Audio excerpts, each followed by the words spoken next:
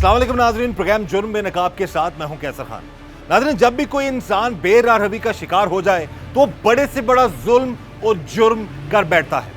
एक ऐसा ही वाकया पेश आया लाहौर के इलाका में, जहां पर एक शख्स ने किसी और लड़की की खातिर अपनी बीवी को बड़ी बेरहमी से कत्ल करवा दिया। आज के प्रोग्राम जुर्म में नकाब में हम इसी शोहर का जुल्म और जुर्म बेनकाब करेंगे। एक और लड़की से नाजायज ताल्लुकात कायम रखने के लिए शोहर ने अपनी बीवी को बड़ी बेरहमी से कत्ल करवा दिया और वो कहते हैं 6 साल की रफाकत को भी वो शख्स जो है उस चीज़ का भी लिहाज नहीं किया उसने। हमारी बात हुई है लड़की के वालिद से, उन्होंने बताया जी कि अगर उसने दूसरी लड़की से अगर शादी करनी थी या कोई अपना ताल्लुक रखना था तो हमारी बेटी को कत्ल ना करता, उसको तलाक दे देता, लेकिन उस जालिम ने बड़ी बेरहमी से अपनी बीवी को मार डाला। इस वक्त हमारे साथ मौजूद हैं मकतूला जो लड़की है उसकी वालदा, उनसे हम बात करते हैं सारे मामले के हवाले से।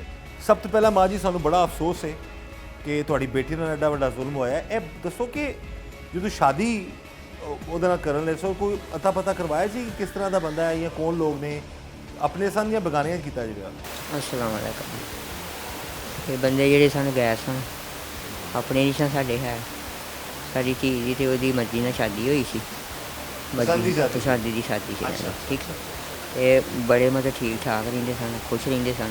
ਉਹਦੀ ਜਿਹੜੀ ਵਾਲਦਾ ਸੀ ਨਾ ਉਹ ਮਤਰੇਈ ਸੀ ਮੁੰਡੇ ਦੀ? ਹਾਂ, ਉਹ ਜਿਹੜੀ ਨਾ ਮੇਰੀ ਧੀ ਨੂੰ ਨਾ ਆਪਣੇ ਘਰ ਨਹੀਂ ਸੀ ਰਹਿਣ ਦਿੰਦੀ, ਉਹਨੂੰ ਮਾਰਦੀ ਕੁੱਟਦੀ ਸੀ।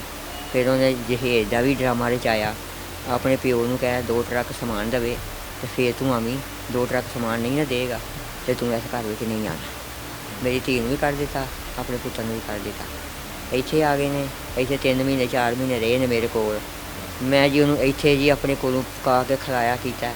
ਮੈਂ ਉਹਨਾਂ ਨੂੰ ਮਕਾਨ ਕਿਰਾਏ 'ਤੇ ਲੈ ਕੇ ਦਿੱਤਾ, 4000 ਜੰਪ ਮੰਡ 3000 ਕਿਰਾਇਆ। ਆਪਣੀ ਧੀ ਨੂੰ ਸਾਰਾ ਸਮਾਨ ਜਿਹੜਾ ਆਪਣੀ ਧੀ ਨੂੰ ਮੈਂ ਦਿੱਤਾ ਆ, ਫਰਨੀਚਰ ਜੋ ਵੀ ਹੈ ਦਿੱਤਾ ਹੈ। ਫਿਰ ਇੱਥੇ ਕੋਈ ਸਾਲ ਰਿਹਾ ਆ, ਬਾਅਦ ਦੇ ਵਿੱਚ ਫਿਰ ਉਹਨੇ ਸਮਾਨ ਵੇਚ ਛੱਡਿਆ ਮੇਰੀ ਧੀ ਦਾ, ਉਹਨੂੰ ਫਿਰ ਮਾਰਦਾ ਕੁੱਟਦਾ ਸੀ।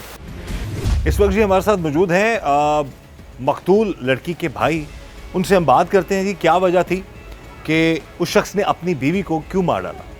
सबसे पहले भाई हमें बड़ा अफसोस है इतना बड़ा जुल्म हुआ आपकी बहन के साथ। ये मामला था क्या, क्या पता लगा और किस तरीके से उसने कत्ल किया आपकी बहन?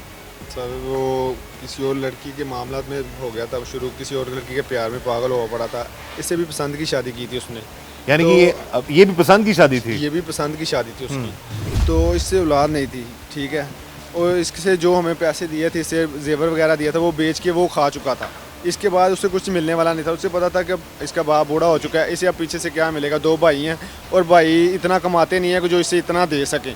बाप दे सकता था, बाप ने उसकी पेंशन भी आती थी, वो काम भी करता था, वो दे सकता था। उसने दिया, सारा कुछ दिया, 2.5 तोले जेवर दिया था, सारा 2 बार 3 बार सामान बना कर दिया, कभी फ्रिज बना के दे रहे हैं, कभी कूलर बना के दे रहे हैं। ये बेच के खा जाता था। ये कुछ देर बाद ये उधर टाउन में सेट हो गया, उधर जाके उधर से नौकरी मिल गई। फिर अबू से 6 लाख रुपया लेके गया घर से कि मैंने गिरवी मकान लेना, मुझे 6 लाख रुपया दो। अबू से पैसे लिए हैं, अबू से पैसे लेके उधर जाके मकान लिया इसने, उधर जाके रहना शुरू कर दिया। वो कहता है मैं नहीं जा सकता, आप खुद ही चले जाओ। उधर जाके रहना शुरू कर दिया इसने, अस्सी गली ज़िंदगी गुजार रहा था अपनी। अचानक ये किसी लड़की के प्यार में ये पागल हुआ है। उसके वो काफ़ी मालदार थी सामी, उसके प्यार में ये उसे पैसे लेता रहा, पैसे लेके खाता रहा। इसने कहा इसे रास्ते से हटा देता हूँ, अब उससे शादी कर लूँगा, उससे पैसे बटोरूँगा, उससे पैसे खाऊँगा अब ज़्यादा, उससे पैसे, उसके पास ज़्यादा पैसे हैं, इसलिए उसने मार दिया। इसलिए इसने ड्रामा कर रहा है कत्ल करके।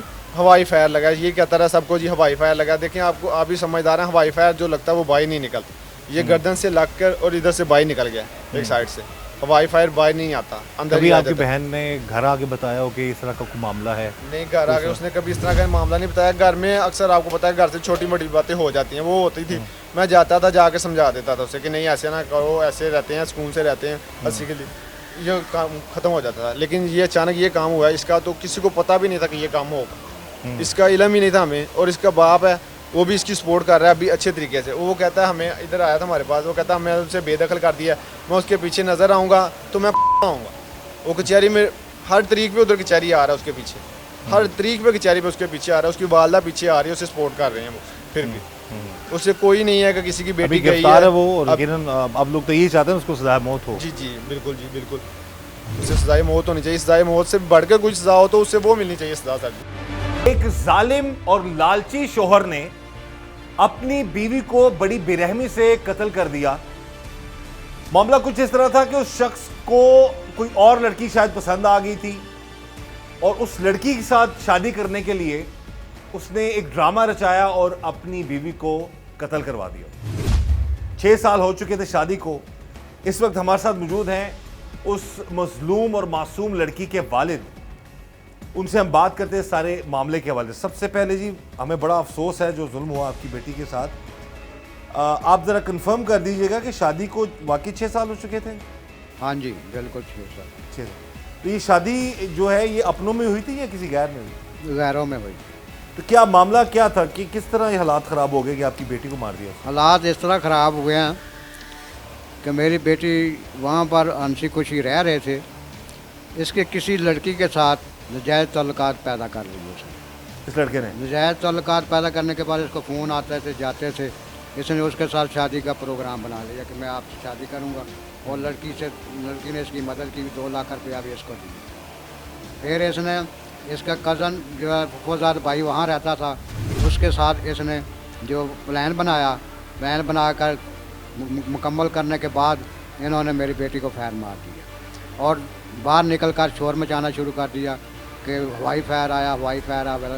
मेरी बेटी का नाम लारैब है, उसको आम ज़बान में इन्होंने लैबा लैबा कहते थे। इसने मोहल्ले में शोर मचा दिया कि लैबा को फायर लग गया, हवाई फायर लगा, हवाई फायर लगा। जबकि हवाई फायर लगे तो जिस्म के अंदर सिक्का रह जाता है, मगर इन्होंने जो शोर मचाया वो गलत मचाया। जो फायर लगा है वो कंधे पे लगा है, दूसरी तरफ बगल से नीचे वक्त तो बाहर निकल गया। जो दूर से फायर आए वो उसका सिक्का बाहर नहीं निकलता, वो अंदर ही रह जाता है।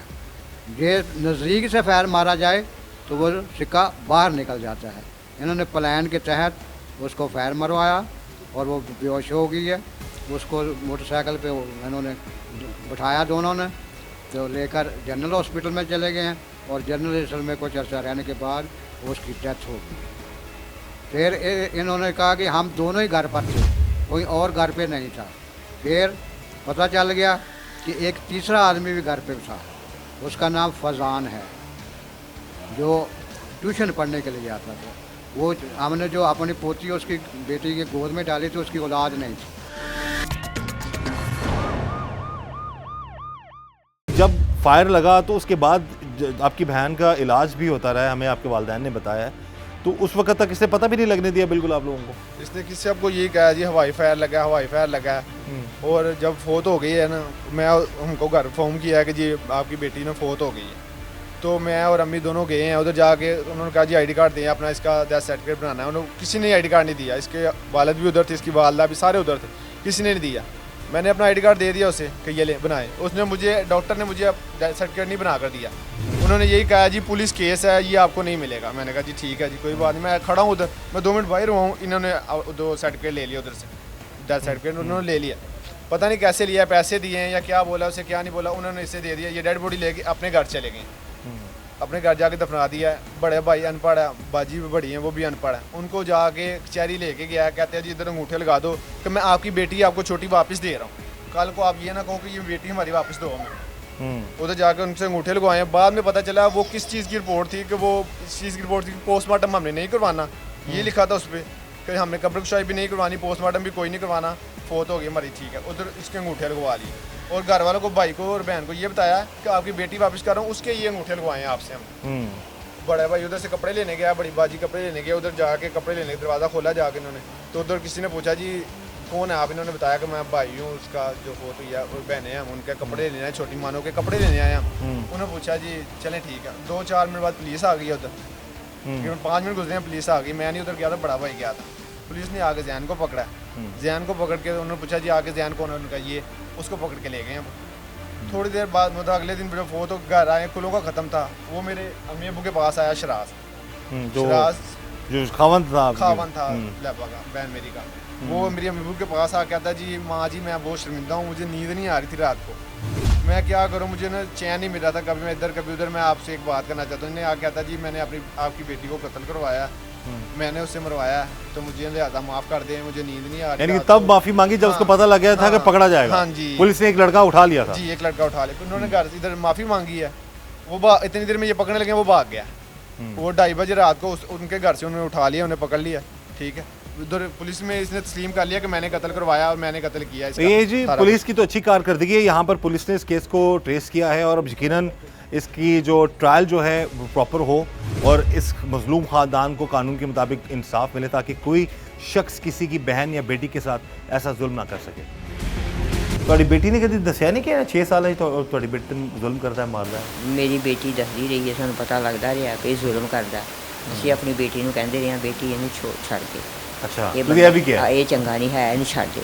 ਤੇ ਸਾਡੀ ਬੇਟੀ ਕਹਿੰਦੀ ਸੀ ਨਹੀਂ ਮਾਂ ਇਹਨੂੰ ਛੱਡ ਕੇ ਜੇ ਮੈਂ ਹੋਰ ਸ਼ਾਦੀ ਕਰਾਂਗੀ ਅੱਗੋਂ ਇਹਦੇ ਨਾਲ ਕੋਈ ਮੈਨੂੰ ਘਰ ਤੱਕ ਜਾਏਗਾ ਤੇ ਮੈਂ ਇਹਦੇ ਨਾਲ ਜ਼ਿੰਦਗੀ ਗੁਜ਼ਾਰਾਂਗੀ ਜਿਸ ਤਰ੍ਹਾਂ ਹੈ ਮੈਂ ਇਹਦੇ ਨਾਲ ਜ਼ਿੰਦਗੀ ਗੁਜ਼ਾਰਾਂਗੀ। ਠੀਕ ਹੈ, ਇਹ ਸਾਡੀ ਬੇਟੀ ਕਹਿੰਦੀ ਸੀ। ਅਸੀਂ ਆਖਿਆ ਚਲੋ ਕੋਈ ਗੱਲ ਨਹੀਂ ਧੀਏ ਤੂੰ ਆਪਣਾ ਘਰ ਵਸਾ ਲੈ, ਜਿਸ ਤਰ੍ਹਾਂ ਵੀ ਆਪਣਾ ਘਰ ਵਸਾ। ਇੱਥੇ ਰਿਹਾ, ਉਸ ਤੋਂ ਬਾਅਦ ਫਿਰ ਉਹ ਚਲਾ ਗਿਆ। ਉੱਥੇ ਜਾ ਕੇ ਉਹਨੇ ਮਕਾਨ ਖਰੀਦਿਆ ਕਿਰਾਏ 'ਤੇ, ਜਿਹੜੀ ਵੀ ਲਿਆ 6 ਲੱਖ ਦਾ ਮਕਾਨ ਉਸ 'ਤੇ ਲਿਆ, ਉੱਥੇ ਰਹਿੰਦੇ ਰਹੇ ਨੇ। ਅਸੀਂ ਵੀ ਗਏ ਆਪਣੀ ਬੇਟੀ ਕੋਲ ਰੋਜ਼ਾਂ ਤੋਂ ਪਹਿਲਾਂ 13-14 ਦਿਨ ਅਸੀਂ ਰਹਿ ਕੇ ਆਏ ਆਪਣੀ ਧੀ ਕੋਲ। ਕੋਈ ਲੜਾਈ ਨਹੀਂ, ਕੋਈ ਝਗੜਾ ਨਹੀਂ, ਕੋਈ ਕੁਛ ਨਹੀਂ। ਜੇ ਕੋਈ ਹੁੰਦਾ ਸਾਨੂੰ ਮਾਲੂਮ ਹੁੰਦਾ ਜਾਂ ਸਾਡੀ ਬੇਟੀ ਸਾਨੂੰ ਦੱਸਦੀ, ਸਾਨੂੰ ਕੋਈ ਨਹੀਂ। 13-14 ਦਿਨ ਰਹੇ ਹਾਂ, ਫਿਰ ਅਸੀਂ ਇਸ ਬੇਟੀ ਕੋਲ ਆ ਗਏ ਹਾਂ।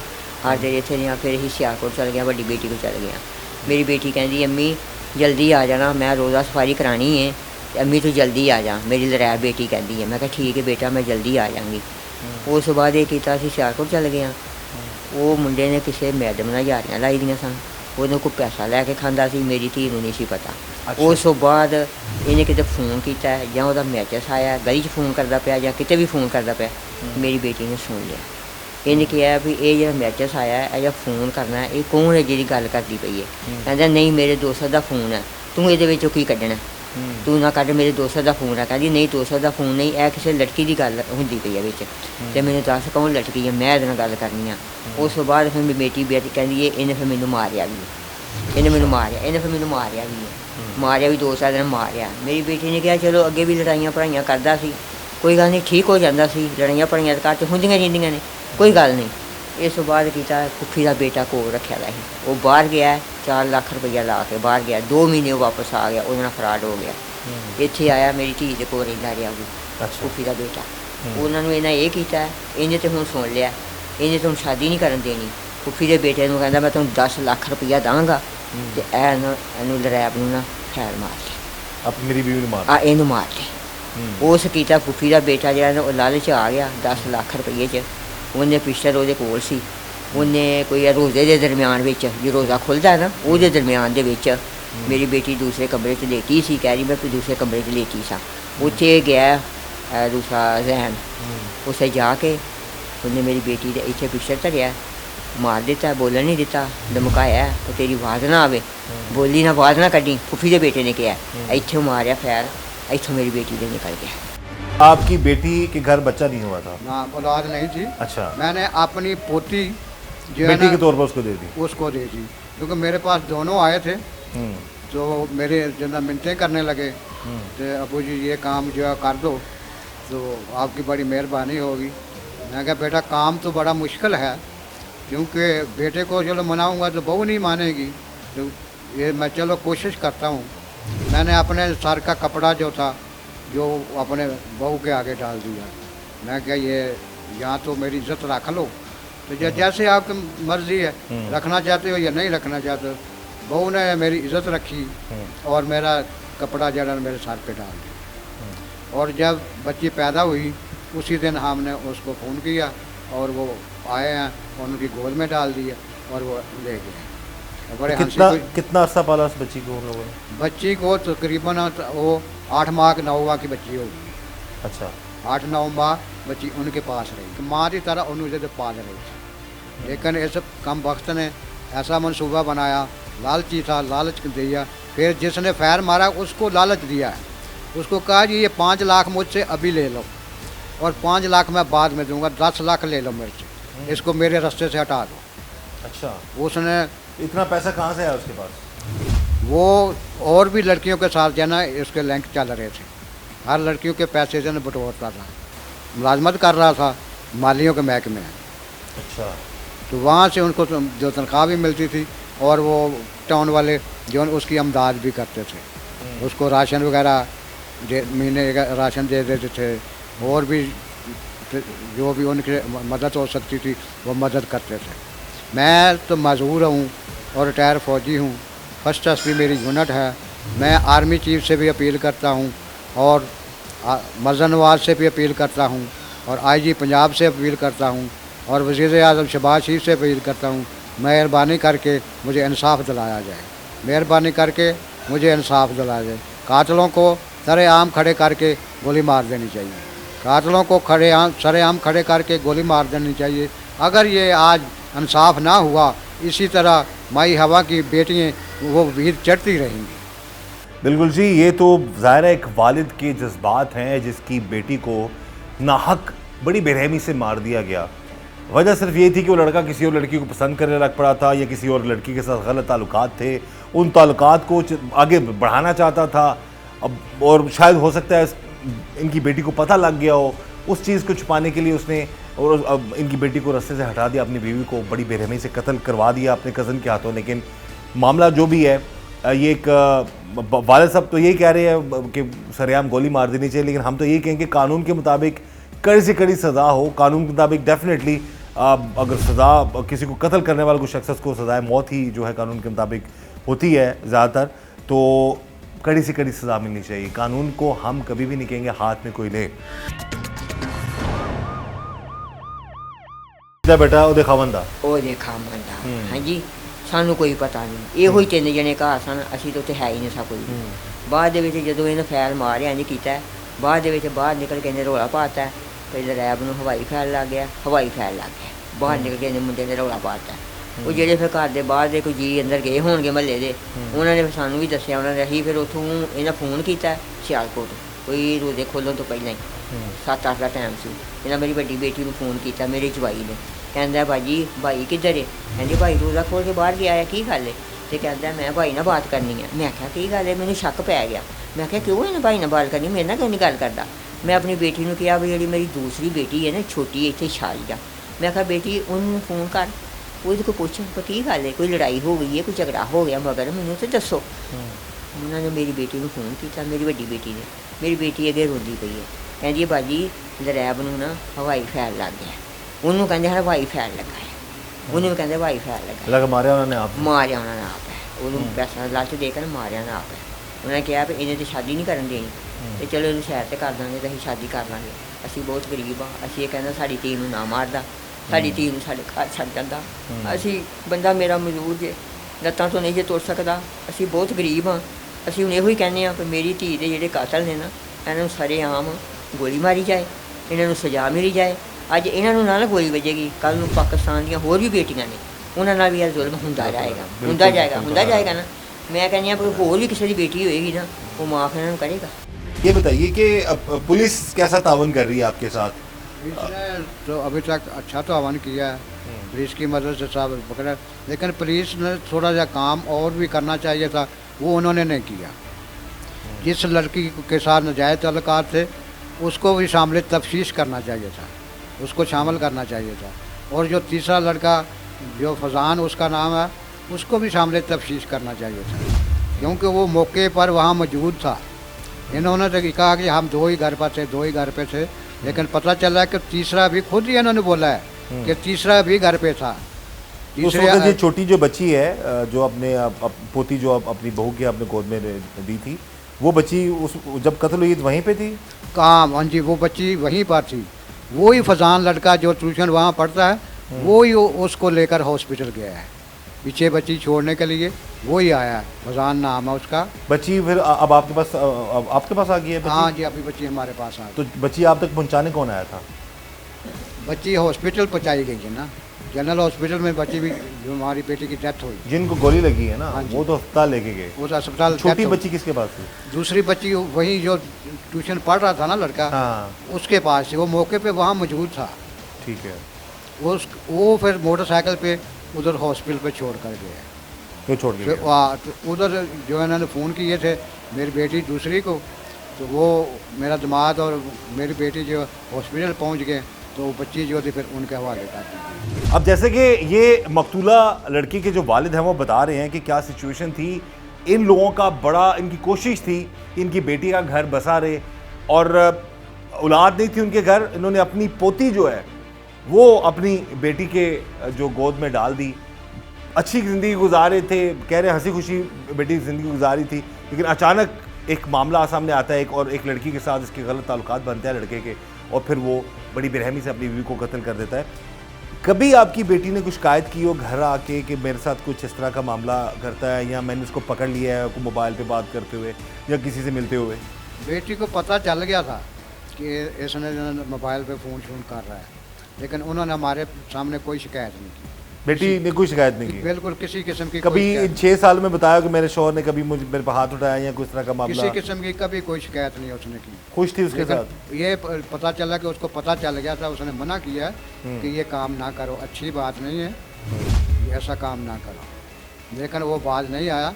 पिस्टल उनके घर में था, वो मैंने खुद देखा, क्योंकि रोज़ा से पहले हम मियाँ बीवी दोनों उसकी बेटी के पास गए थे, तो पिस्टल उस जैन जो उसका फुफ्फोजाद भाई है उसके पास पिस्टल था। तो फुफ्फोजाद भाई भी उसी घर में रहता था? उसी घर में रहता था, गैर शादीशुदा था।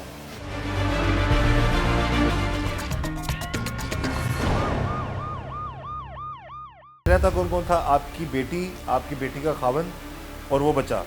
उसके वालिदैन नहीं थे लड़के के? आपकी नहीं। बेटी के सास ससुर हयात थे? नहीं, वो नहीं रहते थे, उन्होंने घर से उनको शुरू में से निकाल दिया था, तो इधर पहले किराए पे रहते रहे हैं, फिर इधर मैंने अपनी आबादी में उनको मकान किराए पे लेके दिया, फिर सारा सामान उनको जेल सारा बना के दे दिया, वो बहुत सारा सामान भी बेच के खा गया। फिर उसको जो ना मुलाजमत मिल गई, वहाँ पर उन्होंने मकान ले लिया, फिर मैंने और सामान बना कर दिया वहाँ पर, जो उसके घर पर नहीं, रजाइयाँ, कपड़े, जी बर्तन, बिस्तरे, ठीक है, इस तरह के पक्के जो मैंने ये और बना के दे दिया अपने घर से कि ये लो बेटा इधर रहो और खुशी से ज़िंदगी अपनी बसर करो। हमारी ज़िंदगी का कोई पता नहीं, हम तो बूढ़े आदमी हैं और मजबूर हैं, चल भी नहीं सकते हैं, अब तो बाथरूम तक नहीं जा सकता हूँ, बड़ी मुश्किल से बाथरूम जाता हूँ। लेकिन इसने बहुत डरावना खेल खेला है, और वो जैन के पास पिस्टल था, उसने छत पे खड़े होकर 2 फायर भी रात को किए, तो हमने उसको मना किया कि ऐसा काम ना करो, ये बुरी बात है। फिर तो अभी अगर ये पता लग गया था, जाहिर है एटलीस्ट उसको कत्ल नहीं करना चाहिए था। अगर वो किसी और से शादी करना चाहता था तो शायद वो आपके हवाले कर देता, बेटी को मारता तो ना? अब बेटी को ना मारता, तलाक दे देता, छोड़ देता, बच्ची को हमारे पास भेज देता, उसका हाल था ये। लेकिन इसने कहा कि नहीं, इसको रास्ते से हटाओ, इसको रास्ते से हटा दोगे तो काम जो अब सीधा हो जाएगा। ऐसे ये ना हो कि ये बात दूर तक फैल जाए कि इस वजह से तलाक दी गई है, तो को लड़ाई झगड़े ना हो जाए, कि इसको बेहतर है कि इसको रास्ते से हटा दो। उसने ये ऐसा प्लान तैयार किया, प्लान तैयार करके और मुकम्मल तौर पे फिर बेटी को फायर मारा मेरी को, और बेटी गिर पई है, बेहोश हो गई है, ठीक है। फिर इन्हें शोर मचाया कि हवाई फायर आ गया, हवाई फायर आ गया, हवाई फायर। यानी कि उसने फिर वही कहते हैं ना कि ड्रामा रचाने की कोशिश की। अब बुजुर्ग वालिद हैं जी, चल फिर नहीं सकते, माजूर हैं, बड़ी मुश्किल से जो है ये एक जगह से दूसरी जगह अगर उन्होंने मूव करना हो तो होता है इनसे। मामला सिर्फ ये है कि एक हवा की बेटी, बुजुर्ग वालिदैन की मौत, अल्लाह ताला, हम तो ये दुआ करते हैं कि सब की बेटियों और बेटों के नसीब अल्लाह ताला अच्छे फरमाए, अच्छा सारों के साथ अच्छा हो, किसी के साथ जुल्म ना कोई करे ऐसा जालिम। वाल साहब ये कह रहे हैं कि अगर वो किसी और को पसंद करता था, कोई और मामला था, बेटी उनके हवाले कर देता। सबसे नापसंदीदा अमल है तलाक। उन्होंने ये भी कहा तलाक दे देता, बेटी तो हमारी जिंदा रहती, हमारे पास रहती। लेकिन बेटी ने भी कभी कोई शिकायत नहीं की, उसको पता लग चुका था सारे मामले का। बहरहाल जो भी हुआ बड़ा जुल्म हुआ है, और इब्तदाई तौर पर जो उन्होंने बताया कि पुलिस तामन अच्छा कर रही है, मुलजमान गिरफ्तार हैं, और हमारी भी ये गुजारिश है आला हुकाम से कि कानून के मुताबिक जो है इस मज़लूम ख़ानदान की मदद भी की जाए, और इस मज़लूम ख़ानदान और उस मकतूला जो मासूम जो लड़की है उसको इंसाफ दिलाया जाए, ताकि कोई जालिम अब किसी के साथ भी ऐसा जुल्म ना कर सके। ਅਸੀਂ ਇਹੋ ਹੀ ਕਹਿੰਦੇ ਹਾਂ ਕਿ ਸਾਡੀ ਬੇਟੀ ਦੇ ਕਾਤਲਾਂ ਨੂੰ ਸਰੇਆਮ ਗੋਲੀ ਮਾਰੀ ਜਾਏ, ਸਾਹਮਣੇ ਖੜਾ ਕੇ ਗੋਲੀ ਮਾਰੀ ਜਾਏ, ਫਿਰ ਅਸੀਂ ਆਨੇ ਠੀਕ ਹੈ, ਇਹਨਾਂ ਨੂੰ ਸਜ਼ਾ ਇਹ ਜੀ ਦੇ। ਅਸੀਂ ਇਹ ਕਹਿੰਦੇ ਹਾਂ ਮਰਦਨ ਮਾਰ ਦੇ, ਮੇਰੀ ਦਰਖਾਸਤ ਹੈ, ਮੇਰੀ ਸ਼ਬਾਸ਼ ਸ਼ਰੀਫ ਅਗੇ ਦਰਖਾਸਤ ਹੈ, ਮੇਰੀ ਸ਼ਬਾਸ਼ ਸ਼ਰੀਫ ਅਗੇ ਦਰਖਾਸਤ ਹੈ। ਮੈਂ ਬਹੁਤ ਗਰੀਬੜੀ ਹਾਂ, ਮੇਰੀ ਮਦਦ ਕਰਨ, ਇਹ ਕਾਤਲਾਂ ਨੂੰ ਸਰੇਆਮ ਗੋਲੀ ਮਾਰੀ ਜਾਏ। सानू इंसाफ दिता ये जाए। जी साफ दिता माँ जाए। जी की इल्तिजा है और इसमें डेफिनेटली इनके जज्बात हैं। जो जुल्म इनकी बेटी के साथ हुआ, कह रहे हैं हम बहुत गरीब हैं लेकिन हमारी बेटी को कत्ल ना करता, बेशक तलाक दे देता, इनके पास छोड़ जाता, इतना बड़ा जुल्म ना करता वो शख्स। बहरहाल इनकी अपील है इस हवाले से। ये तो कह रही है कि डायरेक्ट गोली मार दी जाए, लेकिन हम तो बिल्कुल भी नहीं कहेंगे कि कानून को हाथ नहीं लिया जाए, लेकिन कानून के मुताबिक कड़ी से कड़ी सज़ा, चाहे वो सज़ाए मौत बनती है, डेफिनेटली ज़ाहिर है कि उन्होंने जान ली है, नाहक जान ली है, तो कानून के मुताबिक जालिमों को सज़ा ज़रूर मिलनी चाहिए, ताकि ऐसे केसेस को टेस्ट केस के तौर पर भी लेना चाहिए। अब मरीम नवाज साहिबा की भी कैंपेन है जी, नेवर अगेन। जो बेटियों पर, जो ख़वातीन पर जो जुल्म होता है उसको रोकना है, तो रोकने के हवाले से पुलिस ने तो बर वक्त कार्रवाई की, कातिल पकड़ लिए, ट्रेस कर लिया उन लोगों को, लेकिन आगे जो मामलात हैं वो उसमें डेफिनेटली इन जालिमों को कानून के मुताबिक कड़ी से कड़ी सज़ा मिले, ताकि कभी कोई किसी के साथ ऐसा जुल्म ना कर सके। यही दुआ है कि अल्लाह ताला सब के बच्चों के, बेटे हों बेटियाँ हों, सब के नसीब अल्लाह ताला अच्छे करे और किसी भी माँ बाप को औलाद का दुख और औलाद को माँ बाप को दुख ना दिखाए। इस दुआ के साथ कि अल्लाह ताला हम सब पर रहम करम और फजल फरमाए। अल्लाह ताला हमें हर तरह और हर किसी की शर से बचाए। मुझे इजाज़त दीजिए। अल्लाह हाफ़िज़।